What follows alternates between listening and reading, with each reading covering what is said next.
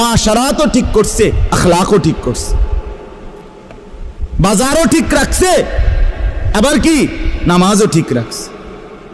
স্ত্রী সন্তানের প্রয়োজন পূরণ এটাও ঠিক রাখছে। রাত্রি গভীরে তাহাজ্জুদের নামাজ, আল্লাহর বন্দিগি, জিকির, তেলাওয়াত এটাও ঠিক রাখছে।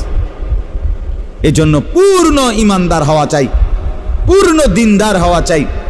আমি বাপ কত সময় আপনারা আমার মুখে শুনছেন এই কথাটা, আমি প্রায় বলি যে ও আল্লাহর বান্দারা, বাবা চাচা মুরব্বীরা, অনেকেই বলে এখন আর বয়স শেষ, 60-70 বছর হয়ে গেছে, ছেলে ফেলে যায়, মোটামুটি লাইন ফাইন করছি, অন আল্লাহ আল্লাহ করে কোনো রকম মরে গেলে হয়েছে, মরলেই হয়েছে, কবরে যাওয়ানোর বাকি আর না। আমি সব সময় বলি যে বাপ, কোনো রকম কবরে যাইয়েন না, কোনো রকম প্রয়োজনে চেষ্টা করেন আর কিছুদিন বেঁচে থাকতে।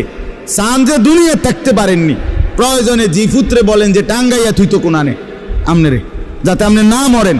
কারণ কোন রকমে মরলে বিপদ আছে, কোন রকম বাঁচলে তারপরেও যাই পারেন আপেল মালটা আরো কিছু খাইতেন পারবেন, কিন্তু কোন রকম মরলে ফেরেশতার ফিরায়